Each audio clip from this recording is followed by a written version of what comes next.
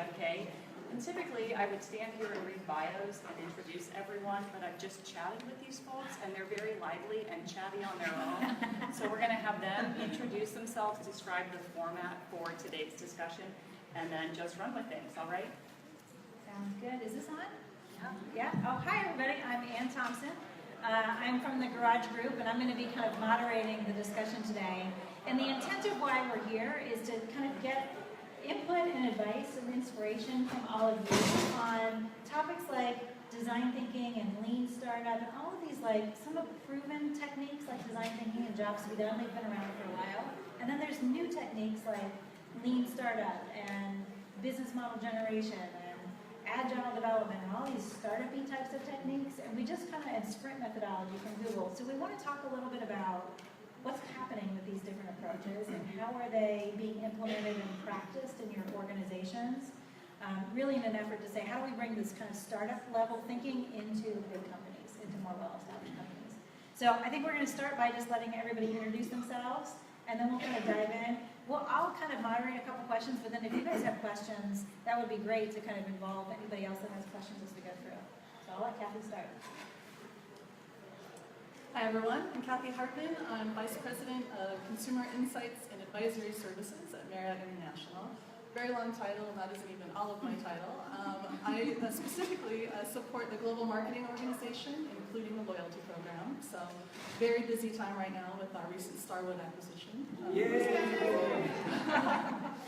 And also support digital, mobile, channel distribution strategy. So as a consumer insights advisor, my team's role is to work across the entire customer experience organization, from working with the analysts to the data strategists to traditional researchers, to pull together a holistic story for our business partners and ensure that we're keeping the voice of the customer at the center of everything that we do in order to drive business forward.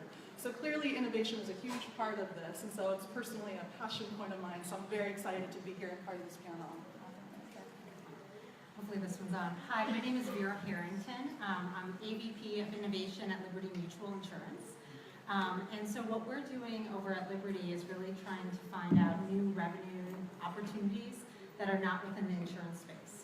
So my team in particular is actually leading the identification of what are these emerging forces that are impacting our industry and our customers, and how might we create new products and services that could delight them in unexpected, non-insurance ways. So we're working across the organization, applying a lot of the techniques that Anne was mentioning, sprints, jobs to be done, working rapidly to prototype ideas and get them to market in a very different way than how insurance typically is thought about innovation. I'm Kristi Zuhlke. I'm the CEO and founder of KnowledgeHound. We are a technology startup. My background is that I started my career in corporate America at Procter & Gamble. So I tend to add the thought around how do you apply startup thinking inside a corporation, because I have a lot of things that I've learned now after founding my second technology company of what I would do differently if I went back to corporate America. And no offense, but I will never be back in corporate America. In a very loving way, kind of. But what KnowledgeHound does is I felt a pain point when I was at P&G, and we are on a mission to cure corporate amnesia for the market research industry by taking data and putting it at the right time, in real time, right in front of you when you need to make business decisions. And so going from CPG to tech is a very different space, and we live and breathe lean startup, agile thinking, sprints. So it's a very, very different way of working and a very different way of thinking. And I would hope with our clients even now, which are Fortune 500 companies, we actually instill some of our values and our culture into how they do business, and especially in insights. Hi, I'm Soon. I'm currently unemployed and enjoying it, actually. And I think I'm a little bit with Kristi in that as much as I can afford being unemployed, I would like to not go back into the corporate world, but I've actually straddled kind of both. I started off actually in consulting and really hated it. Okay, just wanted to say that for the record. Did that for a while, then I actually went to a big, large CPG company like Clorox and Chiquita and places like that, and ran innovation for them. Left for quite a while and I've actually now been involved in 7 startups. And so I've been also involved in the startup world, and was most recently global head of innovation at VF Corp. VF Corp is a large apparel manufacturer, 30 brands, North Face, Vans, Timberland, a bunch of those apparel brands. And I'm very excited to be part of this panel and sort of talk about how you can sort of marry the best of both worlds. Because that's one of the big challenges. Innovation in it itself is so hard, right? And then layer on top of it the context you're trying to do it in. So I don't know if we'll all have the answers, but I think we have opinions, and that's what we'll do, right? Certainly we'll learn from each other, and that's really the point. So I want to start off by asking, you guys have such an interesting mix of experiences, right? Some of you in the corporate space today, obviously all of you had that experience before, but this whole concept of entrepreneurship within the corporate space has started to become a bit of a buzz. What does entrepreneurship within the corporate space mean to you, mean within your organization, or what have you seen it mean within corporate environments? Let's start with that. I can start. So one thing that I find very different, the key difference between working in a startup and working in corporate America is the sense of urgency. So in a startup, we are operating out of desperation. And I did not have an income for 2 years. And it is so hard to go from your nice cushy corporate job to go to no salary and living on people's couches to start a business. And so it's a do or die moment. And now you guys probably can't emulate that in your corporate environment because you have so many resources. But what it really means to me is getting people around a cause that doesn't feel like, okay, I'm part of this project, that's great, and I have a passion for it. It's actually a do or die moment for you and for your organization. And that's not a scary thing, that's actually an energizing thing. And you all can be in it together to really fight for it. I was going to add, I think within the corporate side at Liberty Mutual in particular, we're looking at giving people permission to act differently and giving people the opportunity to fail and celebrate those failures, which is a principle that we would traditionally never match with our success. And so we have to create safe environments, opportunities like sprints where you actually physically take people out of their day-to-day environment and you put them into a new physical space and you give them a new set of rules to operate on. I feel like sometimes a removal of not just the theoretical principles in which you operate in, but also the physical change of location gives people the permission to act differently. And I think the other side that has been very important to us within the corporate world to not just have us be thinking like a startup, but also letting our leaders help us by having them start to think like a startup. So we had to enlist a lot of techniques, like actually reframing how we engaged our leadership in projects that we were working on. Because you could have a small startup team or sprint team that was working fast and rapidly and scrappy and celebrating their failures, but if every week you were getting a request from leadership to have a formal presentation updated, you're kind of working in two contradictory different styles. And so what we had to do was actually reinstate our lead team and actually call them the accelerator team. And by doing that, we said, hey, we're going to come to you once a week. And we're not going to come with a perfect PowerPoint. We're not going to come with all the answers. We're going to use all of your expertise. You guys have done this for many years to help us co-solve problems with us. And so we felt like you have to not just get the team acting and thinking differently, but you also have to get the leaders acting and thinking differently to help each other, ultimately kind of break through the normal processes. I can't agree more. At Marriott, we're lucky that this comes from our CEO. So our CEO, Ernie Sorensen, is committed to instilling an innovation mindset and heart throughout and culture throughout the company. Within the past few years, I've never heard at Marriott as many times the expression, just fail fast.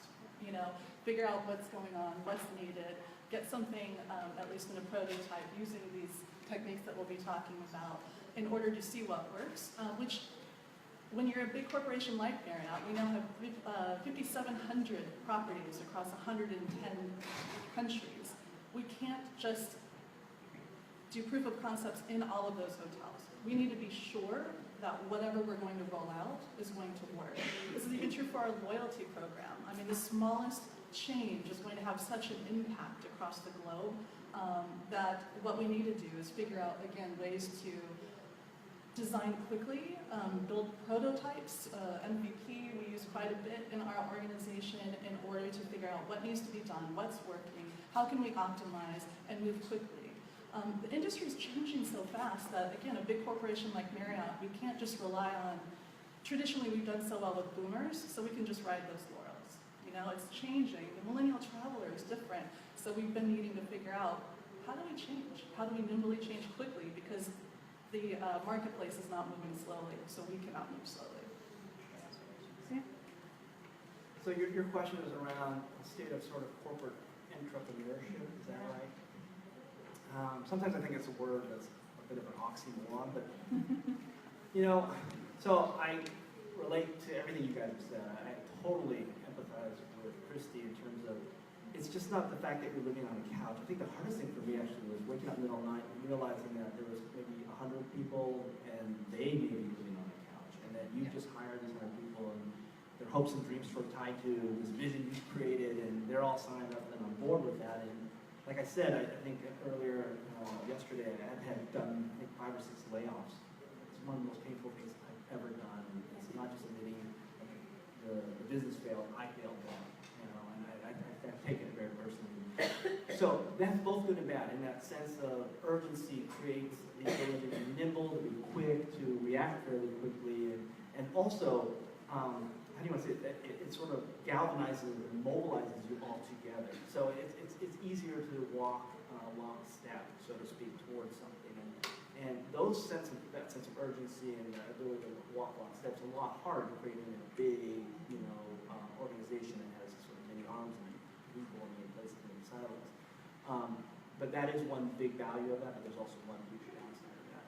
So flipping it over to the corporate side, how can you take the best of a startup rule, which is this idea of trying to walk lockstep, trying to have the ability to turn on a pivot, ability to fail without having huge, what I call career consequences.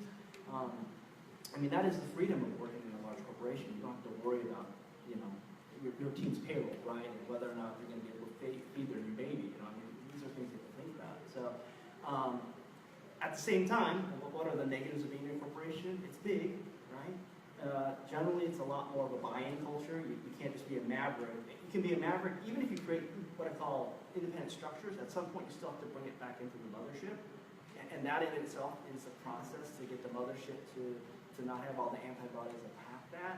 So I think this idea of entrepreneurship inside a corporation, I think there are aspects that you can take. But to say you fully have exact sort of conditions of a startup in a corporate environment probably is not, I personally don't think it's fully possible. I think you can take elements of it. So for example, at VF, I think this idea, we wanted more innovative behaviors. Call it culture, we try to stick with behaviors because behaviors will lead to new culture. For example, we wanted people to be less siloed and go outside. And that's something that we could actually instill enterprise-wide. Because this idea of encouraging people to reach out to others and steal ideas and bring them back in, it works for accounting, it works for finance. It doesn't matter where you work, that behavior could apply. On other instances where we were trying to come up with brand new business ideas, or let's call it much more ambitious innovation, more complex innovation, I agree with Vera. You actually have to create new structures. Because one of the big issues, I mean, we're going to talk about a lot of different methodologies, and I do think those methodologies are critically important, and I think of them as menus, and certain methodologies apply better for certain situations, and actually a lot of them share a lot of the same principles. But more important than I think the process is actually the idea of structure, protection, the idea of saying we're setting aside people, we're setting aside decision rights, we're setting aside budget for that structure to be created to have its own sort of mini culture within the bigger culture, okay? And so the idea of structures is critically important. Personally, I think corporations generally are really good at product and service innovation and really great at cost innovation. But when you go to other types of innovation, like business model innovation, it becomes much more difficult, and therefore the idea of structure is even more important for business model innovation, just because you need to be able to not have 50 people buy in. You need to basically have 3 people making some quick decisions and trying some stuff. So I think you're not very going to get fully there, but I think you can steal some stuff. Yeah, a great perspective from everyone. I think the consensus is like, this is hard. It's hard to be really startup level innovative within a big corporation. One of the trends that we're seeing is folks looking at kind of approaches and methodologies, right, that are used within the startup world and figuring out how could we start to apply those, build the structures around them, and figure out the personal risk elements around them in order to implement them. But one of the techniques that folks are using really has been around for quite a while, although for many organizations design thinking is new. But talk about, for you guys, where you've seen design thinking play a role in driving this more entrepreneurial, innovative thinking. I can certainly start, and I'm sure everyone has a point of view on this one. So when I first came from Liberty, actually previously had worked at Procter & Gamble, and so this idea of just starting with the consumer was really embedded in everything that I was doing. And so I came into Liberty, and everyone was talking about, oh, we've done all this work with design thinking, and we're so excited about it. And I was like, that's great, awesome. But when you really got into it, people were really attached to the idea that this is what they should be doing, but they didn't really understand how to do it. What was it all about? And where we got a ton of confusion was when you're adapting a new tech methodology, people want to do it right, especially in an industry like insurance that's not used to doing things like this. And so they're like, okay, well, what's the right way of doing it? And what are the exact techniques that I should do it? And how many days should it be? And how many consumers did I talk to? And we got cut in a level of stagnation because people just didn't know how to take the first step forward. And so when I came in, one of the things I wanted to do was say, guys, like, let's just simplify this. Like, really, it's about talking to people.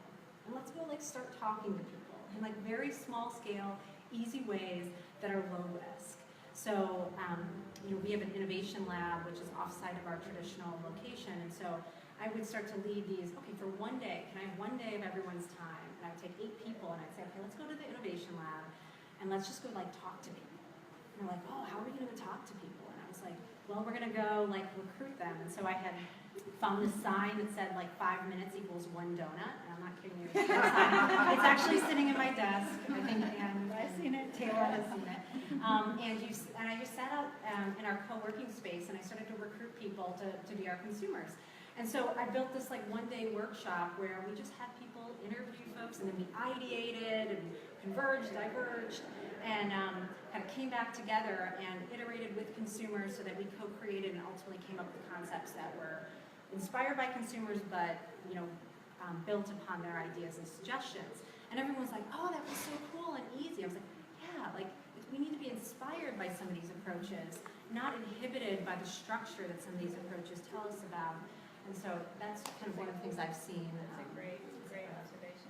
And one thing that I love about the design thinking principles is that it really ensures that you infuse emotion from customers. So it's not just what are they wanting or what they're seeing that they want, but really what is the motivation? What's the drive? What's the real need behind that?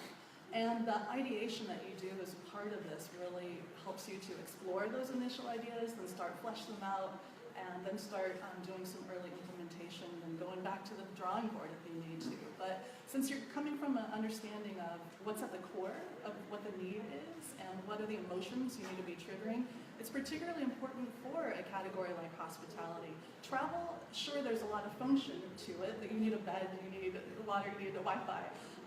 But there's an aspirational element to travel for many. There's an experiential, in the moment part of travel. There's connecting emotionally, whether it's with your coworkers or from your family.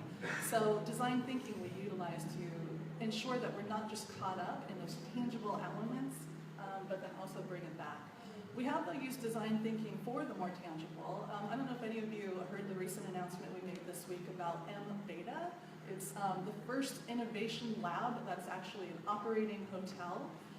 It's called, the hotel is called M-Beta. It's in Charlotte, North Carolina.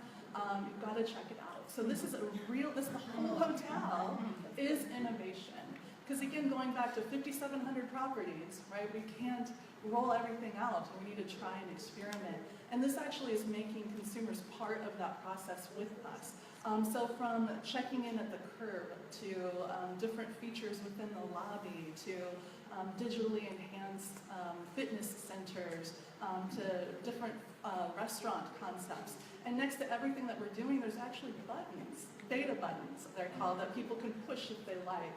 They can additionally see in the lobbies, there's these beta screens set up everywhere where the guests can actually, I just called them like our respondents, but like, yeah, our guests can actually see the insights that are being generated in real time.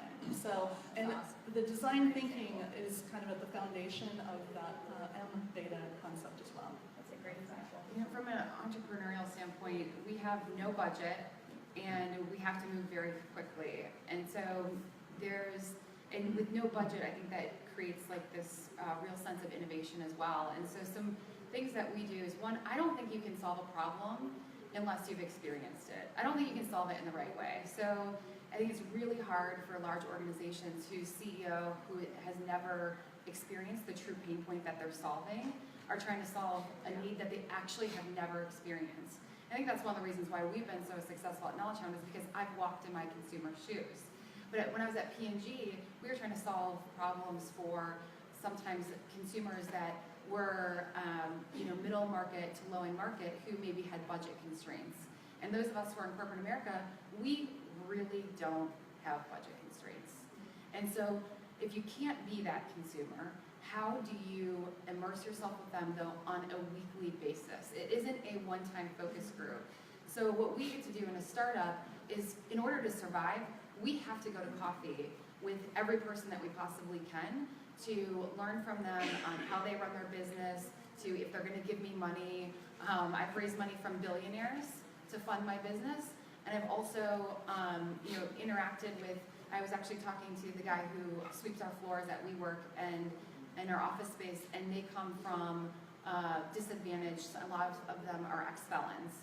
And so one thing I would do differently if I were back in corporate America is I would be going to coffee with someone every week and walk in your consumer shoes. And so that's one tactical thing I think you should take away from today. The second is, there's a very cool tool called Trello. It's free, use it. This is I won't go too far in depth, but it's basically a way that your company, if you have ideas, you can just post it on a board and you can watch it move through the cycle inside your organization. And so I would encourage you to not only take yourselves and meet with people with coffee, but your finance person should. In an entrepreneurial environment, we're all connected to our consumer because we're so small. So how do you create that environment inside corporation? Take your finance person to coffee with the person who you're trying to sell to. I think it's super, super important. So, anything to add about how design thinking fits in this space? I heard a lot about empathy and kind of getting connected to our consumer and that Fit kind of into thing. what What would space? you The add? corporate space or? In corporate innovation space, how design thinking can play a role Sure. in helping us to innovate more. What do you want? First, I wish, Kristi, you would have met me maybe 15 or 20 years ago when I was doing startups. That's really great advice. I think one of the things is, especially I was doing it during the dot-com bubble days. Yeah. And Recovering. and I'll say this: we got caught up in land grabs, we got caught up in valuations, we got greedy. I mean, I'll say the whole industry, myself as an entrepreneur, my venture capitalists, the investment banks, we were greed driven, and so we lost track of what you just said. And I think that's critically important, and it's very grounding. And it's not only true for startup, but yeah, I think it's harder to do actually in a corporate environment. This idea. So back to this idea of design thinking. I think one of the key tenets of design thinking, and I think with Vera, you're talking about this idea of principles, right? Is breaking it down into the most simplest principles. What do you really want to encourage in terms of behavior? Well, I think one of them is exactly what both Vera and Cathy are talking about, is this idea of getting empathy. And that is a huge unlock to user-centered design, is user-centered, right? And therefore being in your shoes. Actually, it's a great company. But we have, I think, like 2,000 stores. Why aren't our associates working a store once a month, right? Trying to service a customer, because that's a great way to kind of get that empathy, right? And we've talked about it for years. It's much harder to execute than it is, to actually do.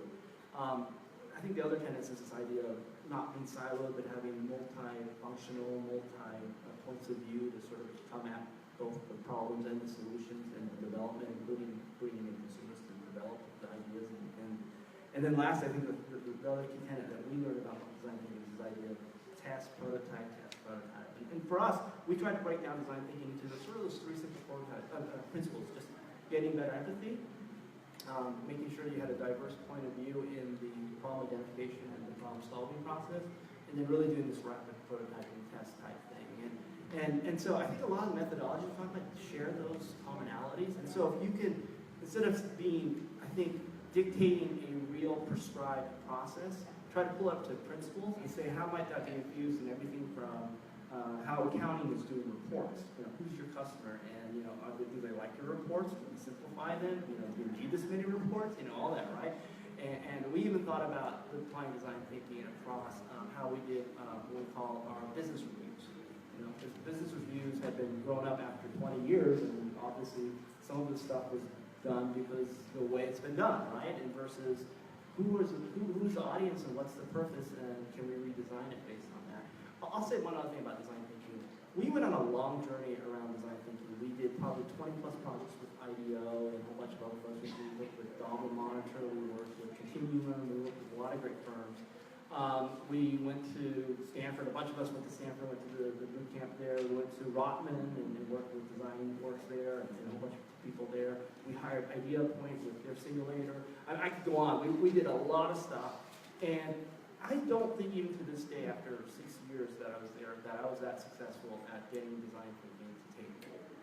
And a lot of it is failures on my part, but I think a lot of it is,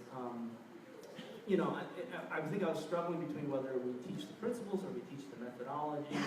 We even had Claudia Concha on our board, and we were working with her, she worked with Clay Street and Steve and Margot and all those guys. And so, yeah, I would just say this, that I think going back and doing it again, I'd probably be focused on more of the principles than I would on the methodology, and I think I got caught up a little bit on the methodology. Yeah, I think that's a common thing that we've heard too. Let's talk a little bit about newer methodologies and newer approaches, because I think the point is well taken.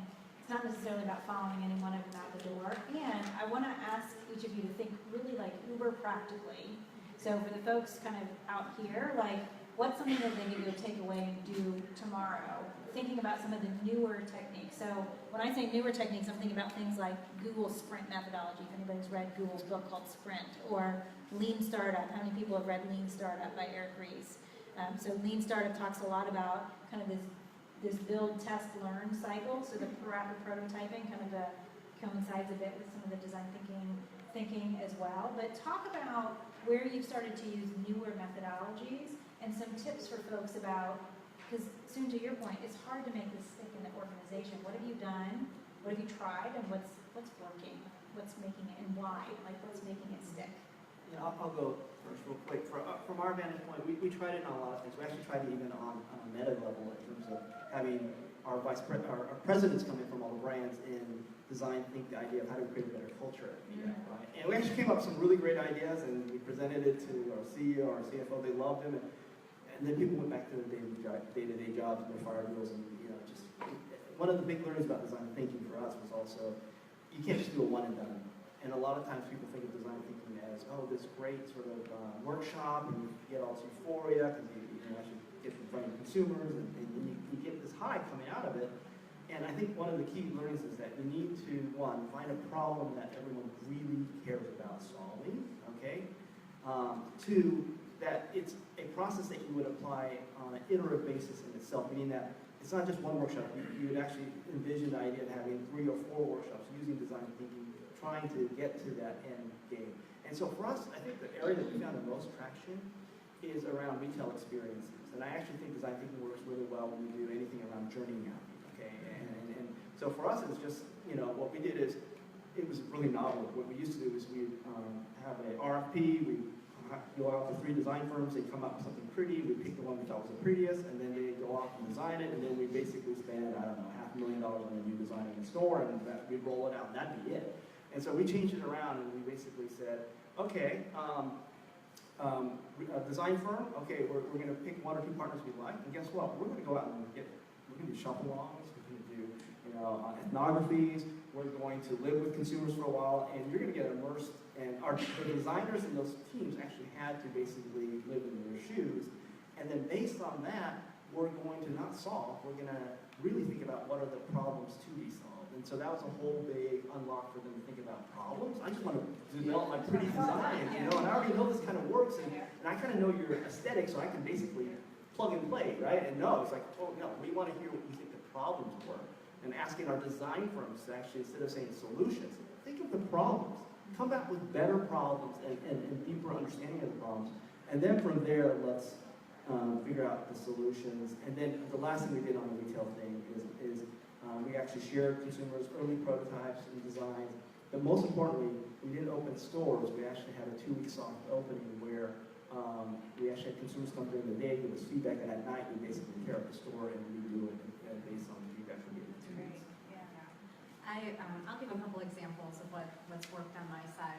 I'm a real believer in creating the right structure, that people need the right space and the freedom to do something. So a methodology that's been working most recently for us is the sprint methodology. And at Liberty, we've run several different types of sprints, ranging from like multi-month sprints to one-day sprints. And I was observing all this before I actually led one, and I said, I think one of the biggest issues is that like people don't want to go out and invest like 3 months into some process that they don't really understand, and nobody wants to give their resources to doing this like random, what is this whole innovation space? What is it all about? So I said, okay, the first thing we have to do is we have to get people out of their day job so that they can focus and give the freedom to think differently. The second thing we have to do is we have to give them a challenge that's way too big for the amount of time we're going to give them. So they're forced to be scrappy, and they're forced to kind of operate in a way that almost feels like undoable. And so just recently we ended a 5-week sprint where we took 5 challenges that were all very important to the organization, and typically, in typical Liberty processes, would take us months to do each one of them. And I took 5 people that had nothing to do with innovation, had never done a design thinking session before, had never even probably interviewed a consumer before, but were experts in their functions, and said, you guys want to go on this journey with me? You want to come work in the lab with me for 5 weeks, and we're going to do something really cool? And just having one-off conversations kind of got everybody involved and engaged on this. Recruited these 5 people, got their managers on board to support it, got our leadership on board to say that we're going to go try this. And it's only going to be 5 weeks, so if it fails, like what's the worst thing? We've lost 5 weeks of productivity, we haven't lost 3 months. And we brought folks into the lab, we had, kind of every week we had a different mission. I think to your point, Kristi's point, one of the weeks was just called missions. Like go talk to everybody in this space that you possibly can. Pick up the phone, act like you're a startup, get scrappy. And in addition to that, and obviously a lot of consumer empathy and kind of acting and thinking differently, the other big output was having a capstone moment that was so different than how Liberty typically acts. So our capstone of this 5-week sprint was doing a Shark Tank.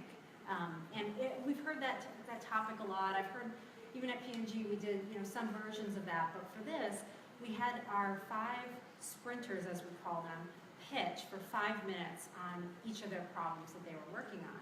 And they couldn't use PowerPoint, they couldn't use any of the typical communication tools that Liberty is used to. And they had to tell a really emotional story. And this is like so shockingly different than how Liberty typically acts. And we had our executives come in as our sharks, and I did a lot of prepping beforehand, like, guys, I'm not gonna have a PowerPoint, are you okay with this? Like, I'm trying to set expectations so that we got in trouble. And at the end of the day, it was like this wildly powerful moment of giving people the space, giving people the structure, giving people the time away from their day job to really embrace this. And it's been a wild success for us, not just in a cultural revolution that's changed, but I think also like getting things done fast, and we actually have projects in the mix because of this. And then I would say the last very tactical thing, use a new tool. So we use Slack as a communication tool, and we got people off of email and got people off of other modes of communication, and it changed the way people operate. So, sorry. I'll just build on that for 30 seconds. So in startups, we operate in sprints, in 2-week sprints or 1-week sprints. If you don't know what that is, I did not know what that meant or what that really was, but it is a very, very efficient way of operating. And if I were to go back to corporate America, and if I were a leader of an insights organization, a marketing organization, I would look up how to do sprints and get my teams to operate like them. And I'll be here afterwards, and my product guy is here, and he runs all of our sprints as well, so I'd be happy to introduce you to him, immerse yourself in startup culture. But look up sprints. It is the most efficient way to not necessarily even innovate, just get shit done. It is so efficient. I like that a lot. Just get it done. So within Marriott, I'm just gonna be fully honest here. It's been a challenge for us to really succeed with sprint technique, lean startup, because it does require people to come out of their day job and really be dedicated to thinking about this. We're getting better because I do see a lot of value from this. A couple of techniques for those of you who are going to embark on this that are both due to I've learned from our successes and our lack of success. Here and there, I would say number one, with your senior stakeholder, ensure that they're involved from the start. So either have the permission that, hey, are you going to support whatever comes out of this? You know, and ideally that's the way that you can go. But again, in full transparency, sometimes leaders are not going to be open to total blank slates. So what I found we need to do there is, let's say, daily check-ins with that person, because chances are the head of an organization is not going to be able to join your 1 week long sprint. So what you need to do is have these check-ins with them. Let them know what the progress is, because what might happen, hypothetically speaking, is at the end of that sprint, you share this concept and they're like, yeah, no, and then you have to start all over. So that would be technique number one. Number two, and equally important, is ensuring you have the right people in that room. I mean, and it sounds, of course, but for example, in our space, historically, we had the habit of people just from headquarters brainstorming all of this fabulous idea, these great concepts.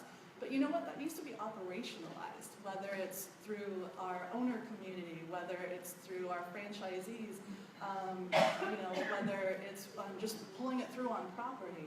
So we've really learned to pull in, at times, owner groups. We've learned to pull in people that work the front desk, that are really day-to-day, that would be a part of pulling this through and making it real. The more that you can do to take it out of this hypothetical abstract, not in a way that's corralling the thinking. You need to pick the right people that aren't just going to be like, oh, we can't do that. Oh, we can't do that either. So you need to be choosing the right people that are open-minded, but also those people that are on the ground going to be activating this. And the same goes for IT. When you can find, one of my favorite things is finding an IT person that also has a strategic mindset, because so much of what we do these days with innovation needs to be pulled through via technology, and you need them on your team. So that is the best find ever. We have about 5 minutes left. I have a lot more questions, but I want to open it up to any of you that have a question about jobs to be done, design thinking, sprint, lean startup, anything that you want to learn from these guys while we've got them for the next 5 minutes. There was a question, yes. First hand that goes up. Let's talk a little more about jobs to be done and how you guys have implemented it and what it's like. Jobs to be done. Yeah. Here you want to start? Yeah, I can certainly start. So we're just on the beginning journey on jobs to be done. But it's a concept that we actually introduced as a part of our sprint because we thought it's a little bit more ambiguous, can come across as quite theoretical. And so once again, we needed kind of people to be isolated with this kind of sprint mindset to be thinking about it and approaching it. And one of the things that we found to be really helpful is it's about reframing like how you might solve the problem in a much more transformational way. So one of the things that I saw in the organization was that we were very focused on consumer pain points. Okay, that's actually pretty good. I'm glad that everyone's focused on that. But if you ladder it back to a job to be done, it actually you might be able to identify a new way of solving the problem in a way that was very unexpected. And so I gave a lot of examples and trainings on that. So if we continue to keep solving individual micro pain points, we're just going to get very small scale incremental innovation at best. But if we ladder it back to a job to be done in a broader problem, and we don't assume we know exactly how to solve it, you actually can envision a lot more transformational. And the way that I sold it into our org was they said, okay, are we looking for transformational or are we looking for incremental? If we're looking for transformational, then just looking at consumer pain points is not going to be enough.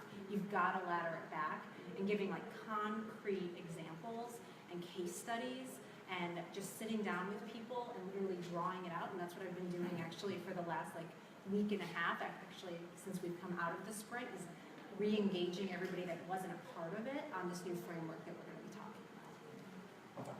One example of within my world of jobs to be done was solving this problem. It started as the pain point of people really not disliking the check-in experience, having to wait in lines, they just had a long flight. So there's a pain point there. But to solve that, we started rethinking that, well, what needs to be accomplished? So what job needs to be done to work around that? And that job to be done is getting our guests from walking in that hotel to their room more quickly. It sounds like a not very meaningful difference in perspective, but when you think about it, that opens up all of these different ways you can solve the problem. You know what I'm saying? So, for example, depending on how much time you have, how much IT resourcing you have, you can now solve that with temporary solutions, putting a kiosk that will administer your keys if you choose to forego the front desk, to using the gold standard one, which is using your mobile phone as a key. But the point is when you change this to what do we need to accomplish? What do we need to be doing to better become relevant and appealing to the guest? It opens up all of these different ways you can then accomplish that job, and it gives you really more freedom, I've found. Let's take one more question if we can, because we only have a couple minutes left, and I saw a bunch of hands go up. Yes? How do you decide on the problem that you're going to work on? It's a great question. It could be a pain point, it could be transformational. We talked a lot about techniques, but I think somebody said earlier, I don't care about the technique, don't worry about being effective. How do you decide How do you decide what to focus on? How do you decide it's what like, to focus on? where do you focus your innovation? I don't say I have a perfect answer, but before I left, we'd done a lot of research on experiential innovation and looked at a lot of benchmarks. And there were a lot of companies that were doing what I call defect management or defect reduction. Like Amazon's like a king at that. Even Uber is really good at it. Disney does it actually. The reason they came up with that magic band is because of the long queues. And so that's definitely one way. I mean, when you have high-level pain points, yeah, that's a really easy, quick win and what I call low-hanging fruit. So, if you've not done anything, I mean, I would definitely do a simple journey map, figure out where you're getting a lot of frowny faces on your journey map, and that's an easy place to go. Recently, we've also been working with BMW, and they have another concept which I think is also important, and it goes both positive and negative, this idea of pivotal moments. So what they've done is they've looked at the journey of owning a car from, when you're thinking about researching it, to when you're buying it, to when you're owning it, when you're servicing it, when you want to sell it, or you want to donate it, or whatever, and all that. And they figured it's like 1,000 moments, but they figured out there's only 20 moments that really matter in terms of brand love and brand hate. Okay, and I'm not as familiar with the research they did to get there, but if you think about the idea that there are moments that are more pivotal than other moments, then that's a place where you can focus. And so both in terms of low-hanging fruit pain points, but greater might be this idea of things that are small moments that can mean a lot. Like for them it was the smell of the car the first time you went in, or the sound of the door, or the first time you turned on the ignition. Those were like magical moments for people as they experienced their car, and it colors the experience of the car for years. So. Unfortunately, it's 12:30. I knew we would probably run out of time. So we'll all stick around for at least a couple minutes. I think soon you might have to run, I'm not sure, but we'll stick around for a couple of minutes. Happy to talk about any more of these questions or approaches if you'd like to. Thank you so much, guys.